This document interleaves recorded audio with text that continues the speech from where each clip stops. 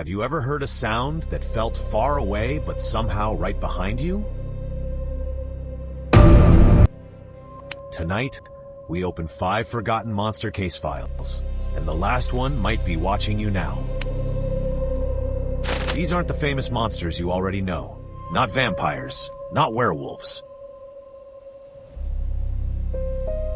These are creatures buried in folklore, and each one carries a warning, older than horror itself. Case file number 1 begins now.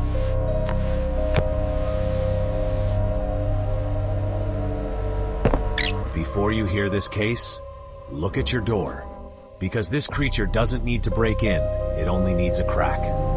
In West African folklore, they feared the Adze for one reason. It can enter your home as a tiny insect and leave as a curse wearing a human face. It begins as something small, a glowing insect like a firefly.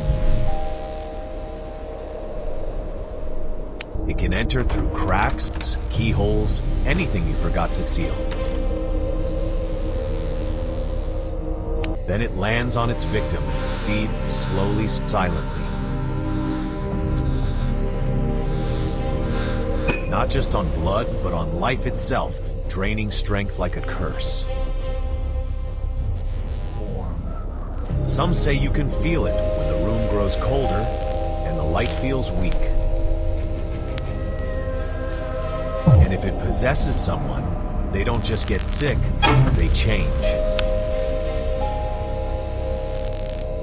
They become paranoid, angry, dangerous, like a stranger wearing your friend's face.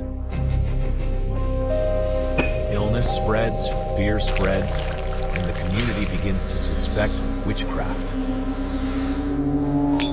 Because the most terrifying part is that you never see it enter.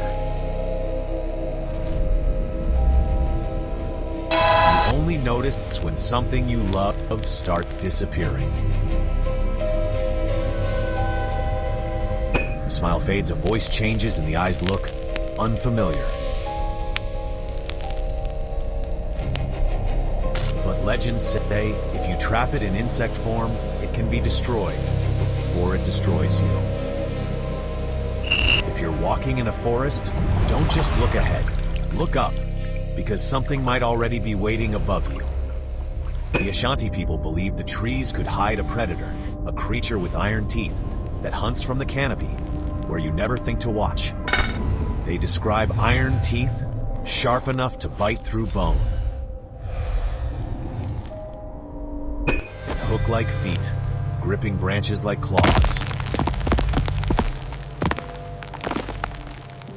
It doesn't hide in caves, it hides in the canopy, where you never look. Sometimes you only see the eyes floating in darkness. Some say it becomes part of the tree itself, like the forest grew a predator. If you walk alone, it waits, silent and patient. You might hear a branch move, but there's no wind.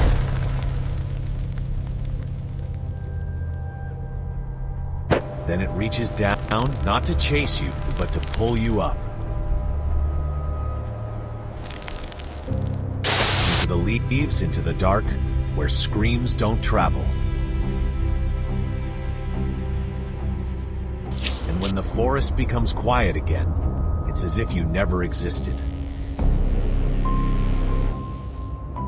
That's why elders warn, don't wander too far, don't go alone. Swaying only when the ancient evil draws near.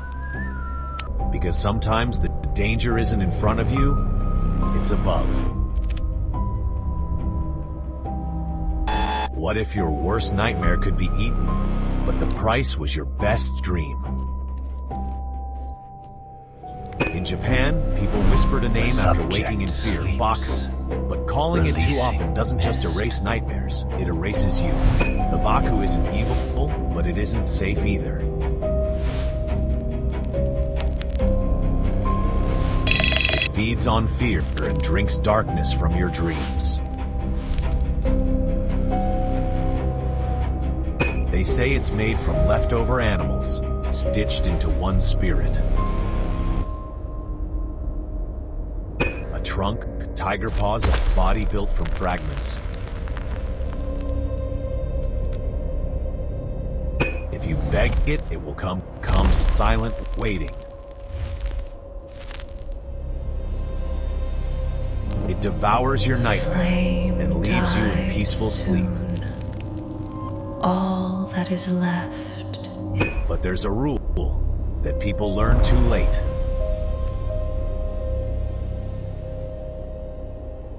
If you call it too often, it doesn't stop at nightmares. It begins to eat your good dreams, your hope, Sleep your future. offers no respite here. The creature, as they call it. And when those disappear, you wake up empty, even in daylight. That's why the Baku is a warning. Relief can become addiction. Because even a savior can become a thief if you rely on it too much. Imagine a cave filled with diamonds, and the diamonds were there on purpose. In South African legend, the Grootslang doesn't chase you. It waits, because greed is the perfect trap, and humans walk into it willingly. At first, you hear only the cave breathing, like something enormous sleeps inside. Then you understand, it isn't just a snake. It's part elephant, part serpent. Its footsteps crush stone, leaving marks bigger than a human body. And its eyes are cold, ancient, like the earth itself is watching. Legend says the gods created it by mistake, a perfect monster. We shape the nightmare, limb by limb. So they tried to destroy it, but one escaped into the depths. It hoards diamonds, glittering treasures in total darkness. Not for beauty, but as bait for human greed.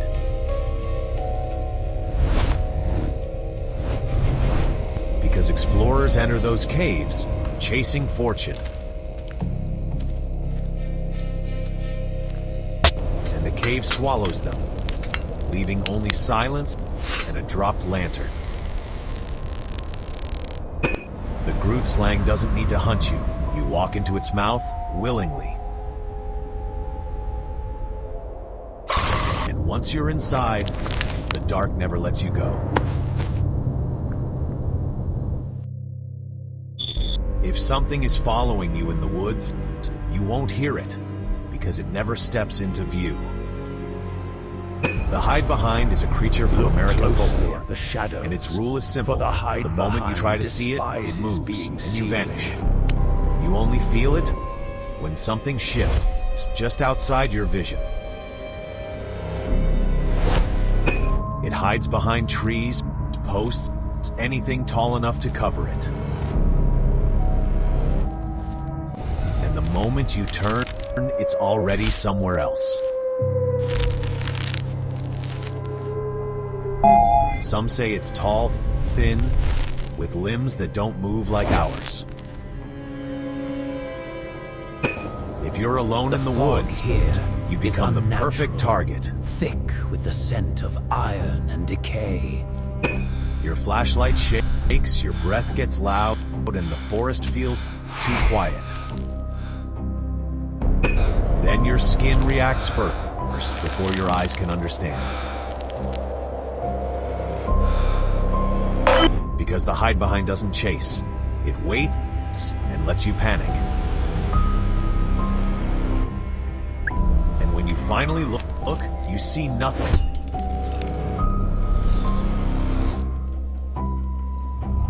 Just an abandoned light on the ground, pointing into fog.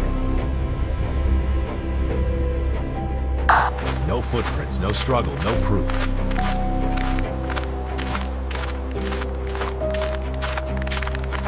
Only the woods swallowing another person without a sound. So if you ever feel something behind you, don't turn around, because you won't see it. You'll only disappear.